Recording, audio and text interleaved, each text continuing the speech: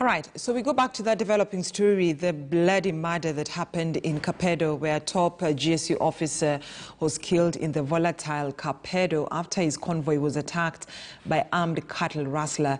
Emadao Abakol, the deputy head of operations at the GSU, was shot dead at Emayan area shortly after addressing a public baraza in Kapedo at the border of Baringo and Turkana counties. Now, two other officers sustained gunshot injuries during the ambush.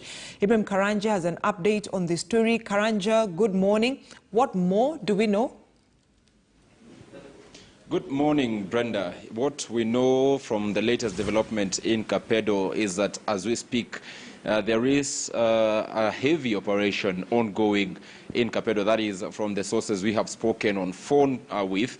We also can confirm that the three members of parliament, that is the member of parliament for Turkana South, member of parliament for Turkana East, and member of parliament for Turkana Central are also still in Kapedo, unable to leave. Remember, from the geographical location of Kapedo, it is that they have to pass through the land of these particular assailants, and they fear that if they drive off, they might be attacked. Remember, Emadao was actually killed while driving from Kapedo, where he had held a peace baraza. So the three members of parliament still there. Yesterday we spoke to Rift Valley Regional Commissioner George Natembea, said that the government is unaware of the three members of parliament trapped. And what I can confirm as well is that as we speak, the Regional Commissioner George Natembea is leading that particular front in Kapedo. He is in Kapedo. I spoke to him early in the morning and he told me he was airborne. So he is among the security or the national government administrative officers who have actually gone to the ground to try and find a lasting solution to this problem. Now, when that top GSU officer was murdered, two other officers were injured, and the two were admitted in a hospital here in Nakuru, Medihill Hospital. That is where I am. I want to speak to the doctors who were attending to them, perhaps to tell us how they came in and the condition, just for the benefit of our viewer. Let me start with the CEO of Medihill. Sir, thank you so much for speaking to us.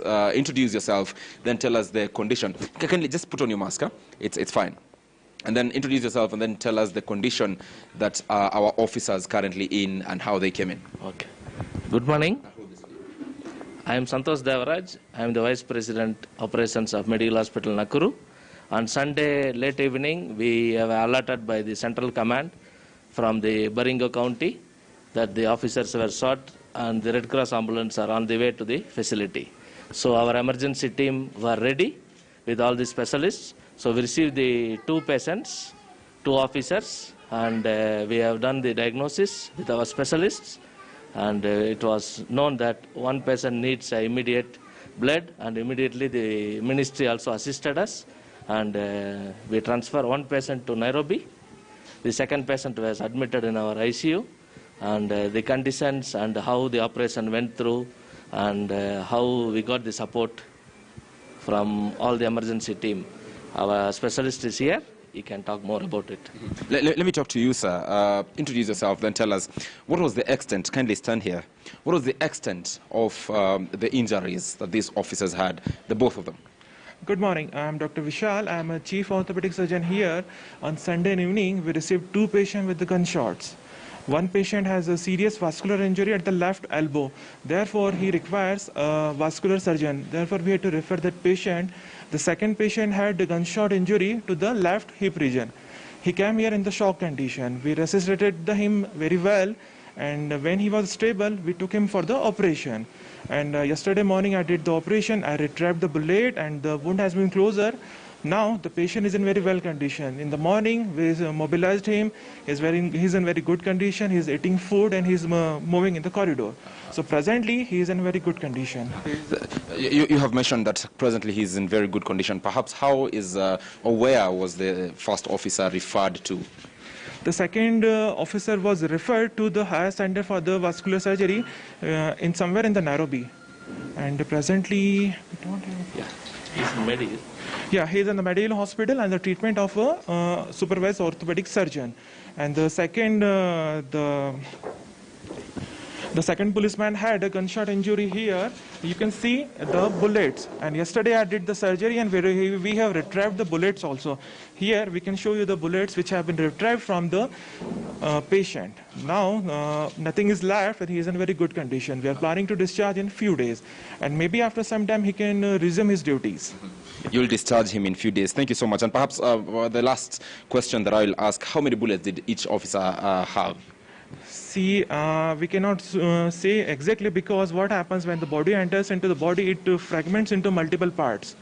Okay, so maybe 2 or 3 bullets were there. Right. All right, thank you so much, Dr. Let me talk to you, Devaraj, and talk to us about the kind of support you have received from, say, top or government, given that these government officers.